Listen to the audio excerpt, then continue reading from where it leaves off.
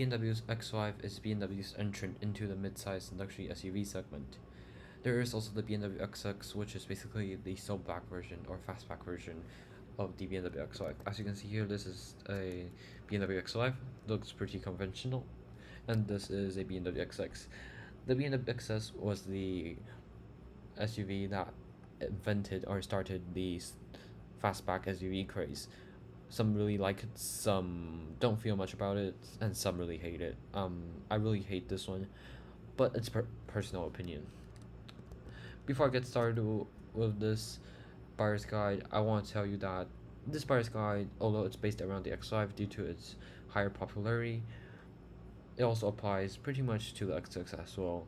The X6 is pretty similar in to the X5 in terms of power engine choices, interior trim, options, specs, etc., etc. So I won't be talking much about the X6 due to its lack of popularity. So as you can see here, the X5 has 5 models. Starting off with the X5 X-Drive 40i. That's quite a mouthful, isn't it? It's a 3-liter BMW straight 6 engine.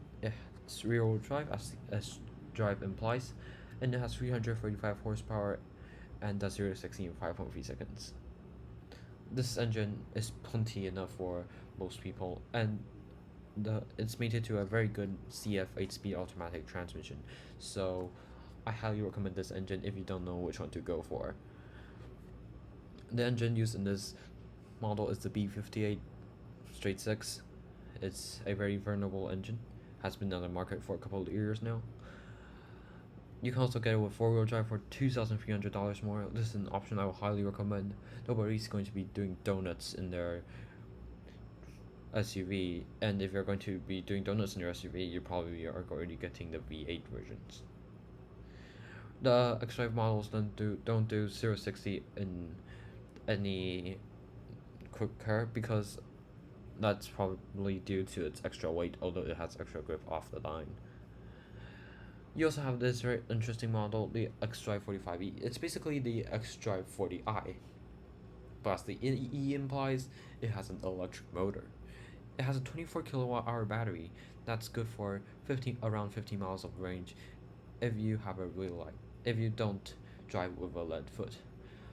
It has 349 horsepower, which is 54 more horsepower than the normal 40i X5, but 0 to 60 is the same time. This is probably due to the weight. One thing that's worth noting with all plug-in hybrids, not only X5, the extra weight often impedes the car's handling. However, the car certainly won't handle terribly. So if you don't have exceptionally high standards for the handling of an X5, or even if you do, you probably won't be disappointed with the 45e, as the base X5 is a pretty good handling car. Just don't expect it to handle with the same agility the standard X-Drive 40i does. Moving on to the BMW M models, the X5 M50i isn't actually a full-on M model. That's because it's a BMW X5 40i, but it has a V8 in it and the M Sport body kit and a couple of enhancements. This is especially obvious when you compare it with the BMW X5M. This is a full-on M model, so it has revised chassis and it has a revised engine as well, so it is basically a full-on M model. This is also especially obvious when you take a look at the styling. On the X5 M50i, it definitely looks less aggressive. It looks just like an X5 40i with the M Sport body kits, as I said before, and this is the X5M. The X5M definitely looks way more aggressive than the M50i, sorry, and it definitely looks sportier as well, and it also is lower. As you can see here, this is a rear view of the X5 M50i. It's definitely less aggressive, and here's a rear view of the X5M again, just for a comparison. The X5M is a bit faster, does 0 to 60 in 0.4 seconds faster, but that's not where you'll really notice the difference for more than 23 grand.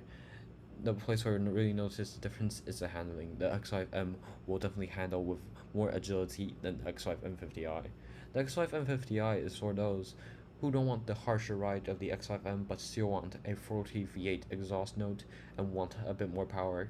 It does 0 to 60 in 4.1 seconds, has a 4.4 liter twin turbo V8 engine with all-wheel drive, and I reckon with the right tires and in the right weather, right conditions, I think it can definitely do 0 to 60 in under 4 seconds. Now, moving on to the XX, I'm going to do this quickly. The XX is actually pretty similar to the X5 as I said before. You don't have the rear wheel drive version, and you don't have the plug-in hybrid version as well. The starting price is also a bit higher because BMW thinks customers will pay more for their SUVs to look like a coupe. In my opinion, this is one of the reasons why so many people hate on these coupe SUVs, because they make you pay more for this practicality, and some people just think they are plain ugly. It's worth noting, however, the XX does get standard 20-inch alloys, which are a $600 option on the BMW X5.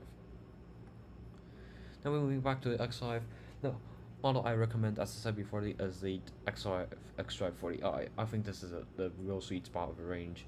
It definitely does. The engine, although it makes only 335 horsepower, definitely doesn't feel sluggish and is pretty economical as well.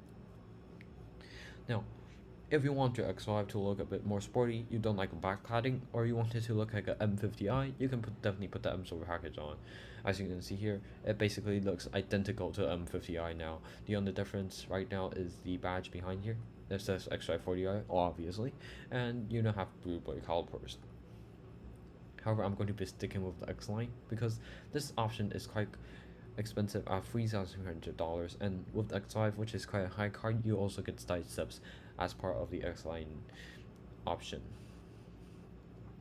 No colors. Carbon black metallic is a really good looking color that I really like. Although they call it black, it has a tint of blue to it, so in my opinion, it's definitely one of my favorite blues or blacks out there. It looks a tiny bit of blue, but isn't bluish enough, but color is subjective, so I'm going to switch back to the X-Line now. It's also worth noting, if you go for the metallic paint option, there are $650 more. You can go for stuff like the individual paints a year before, but that's now only available on the X5 M50i. I really like those colors, Emerson metallic and Tensai blue 2 metallic. Those colors are really nice, but they sadly aren't available on the X5 anymore. So I'm going to go with black sapphire metallic. Quite boring, but it works. Wheels, I'm also going to stick with the standard wheels. As you can see here, these are the 20-inch wheels are standard on the BMW XX.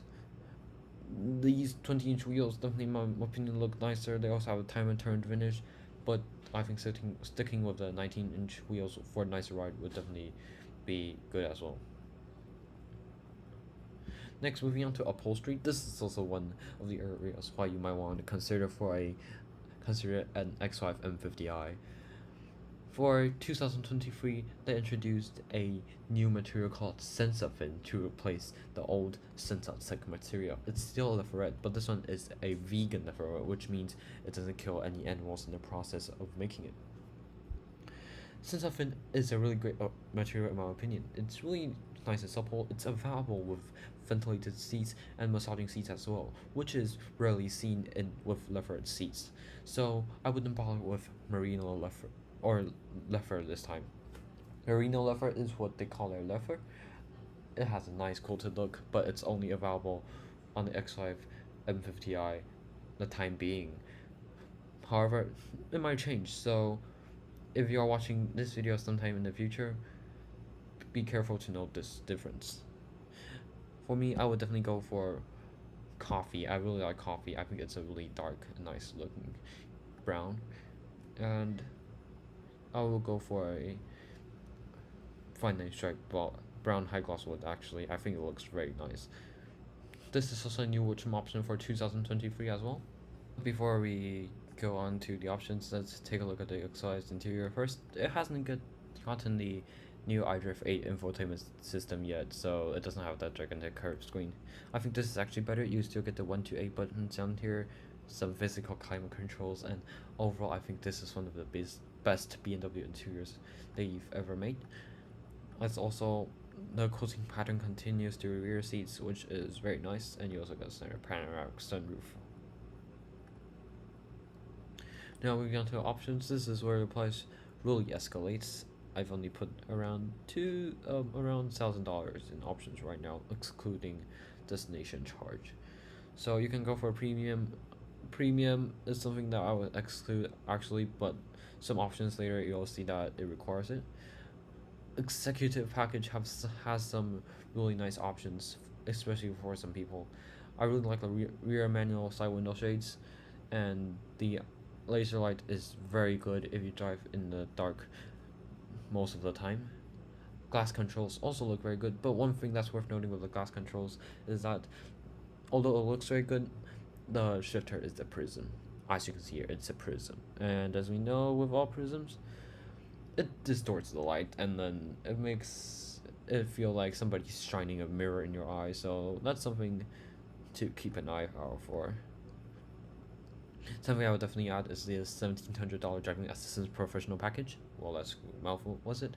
So it basically allows your X5 to drive semi-autonomously in traffic.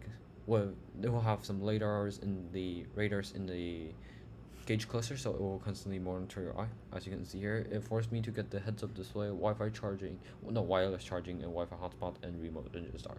These are all nice to have features, but I wouldn't pay $1,350 for it, but it's required, so I'll do it. Parking assistance package, it gives you park distance control, drive recorder, which basically is like a dash cam, parking assistant plus automatic parking, and surround view. In my opinion, this should be standard on the X5, but at $800 only, I won't complain about it. The climate control package is also something that I would definitely add. $1,450. It gives you heated front seats, armrest, and steering wheel, front and rear heated seats, and a 4-zone climate control. Definitely a no-brainer, especially if you live in colder climates. I would get the manual side window shades as well, and a Alcantara headliner for only $650, and that's one of these Harman Kardon surround sound system for my tunes. Now, I suspect this X5 is only 71 grand. Well, I shouldn't say only, but this is relatively cheap in the world of BMW X5s. However, I already added almost 8 grand in options, so options are definitely something worth noting if you're buying an X5. The aforementioned options, in my opinion, are all worth getting. However, they might seem cheap at first, but the more options you get, they add up really quickly, and then so it kind of gets a bit worrying. However, I think the X5 is a great SUV. I would definitely choose it over the BMW GLE for its better looks and that split tailgate. Yeah, that's a small thing, but I really like split tailgates. I will also get it over Range Rover Sport for its cheaper price, and BMW Lexus RX for its better driving experience and smoother engine. And overall, I think the X5 is a great car. What do you think? Comment down below to find out. Please like, comment, subscribe. It really helps. If you don't want to do so, it's also fine. And thanks for watching.